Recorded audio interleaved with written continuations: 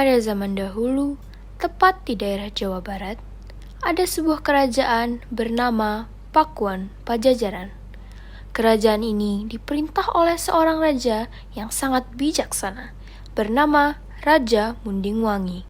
Raja Mundingwangi mempunyai seorang putri yang sangat cantik, bernama Putri Kadita. Raja Mundingwangi pada saat itu berencana untuk pensiun dari tahtanya. Pada saat itu, seorang ratu dilarang untuk memimpin sebuah kerajaan. Hanya seorang rajalah yang layak untuk memimpin. Oleh karena itu, Raja Mundingwangi menikah lagi dan mencari anak laki-laki pewaris tahtanya dari istri barunya bernama Dewi Mutiara. Namun, Dewi Mutiara mulai mengajukan banyak tuntutan, seperti memastikan putranya akan menjadi pria yang mampu menggantikan raja. Sorry rajaku, ada yang kutanyakan kepadamu. Kuharap kau bisa memenuhinya. Bisakah kau mengusir Kadita? Aku yakin dia akan menjadi rintangan bagi putra kami di masa depan. Aku tidak bisa menerima dia di kerajaan ini. Omong kosong, aku tidak akan pernah membiarkan siapapun melakukan hal jahat seperti itu pada putriku tercinta Kadita. Maaf yang mulia, aku tidak bermaksud kejam.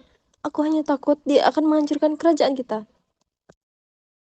Meski Dewi Mutiara mengucapkan permintaan maafnya, dia tetap menyimpan niat buruk di lubuk hatinya. Pada suatu hari, tanpa sepengetahuan raja, Dewi Mutiara mengunjungi suatu tempat untuk menemui seorang penyihir jahat bernama Jahil. Apa yang bisa aku bantu, ratuku?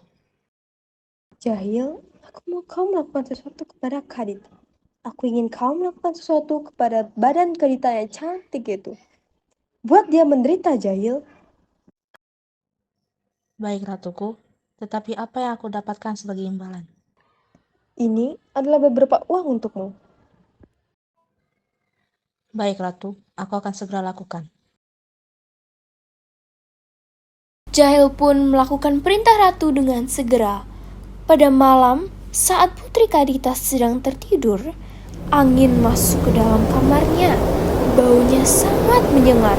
Ketika dia terbangun, dia mendapat tubuhnya bau dan terdapat bisul di sekujur tubuhnya.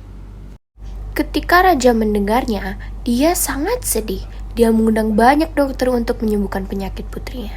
Sayangnya tidak ada yang bisa sembuhkan.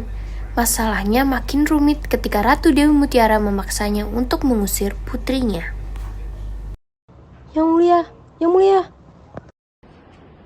Pagi rajaku, aku pernah mendengar rumor bahwa seseorang pasti telah mengirimkan kutukan kepada Putri Kadita. Tidakkah kamu merasa malu, rajaku? Oh, kamu harus segera menyuruhnya pergi, atau putrimu akan membawa nasib buruk bagi kerajaan kita. Raja Mundingwangi sangat sedih, tapi jauh di lubuk hatinya, dia tahu bahwa Dewi Mutiara itu benar. Dia tidak mau anaknya menjadi rumor yang buruk di kerajaannya mereka. Kadita! Ada apa ya? Demi seluruh kerajaan, kamu harus segera meninggalkan istana ini. Jangan usir aku, Ayah. Aku tidak tahu harus kemana lagi. Tolong, Ayah. Ayah, kenapa Ayah tega melakukan ini kepadaku?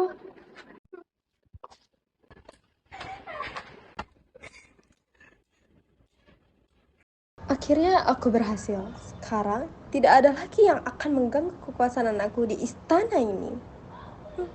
Dalam suasana hati yang sedih, bingung, dan juga gak menentu, Putri Kadita berjalan tanpa adanya tujuan. Selama 7 hari dan 7 malam, ia berjalan hingga akhirnya tiba di pantai selatan Jawa yang banyak bebatuan. Di salah satu batu, ia kemudian beristirahat hingga tertidur. Pada saat tidur, Kadita tiba mendengar suara misterius. Masuklah ke dalam laut, Putri Kadita. Jika ingin sembuh dari penyakitmu, maka kamu akan sehat kembali. Percaya bahwa suara itu adalah pesan dari Tuhan, Putri Kadita segera melakukan apa yang diperintahkan kepadanya.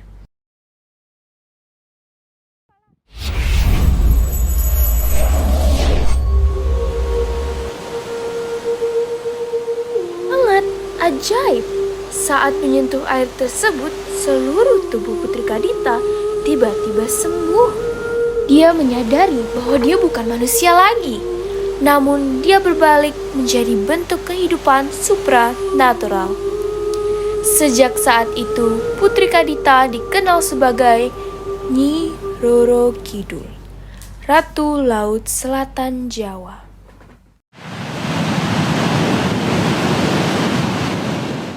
Naik. Demi seluruh kerajaan, kamu harus demi seluruh kerajaan, kamu harus segera meninggalkan demi seluruh kerajaan, kamu harus segera meninggalkan istana ini.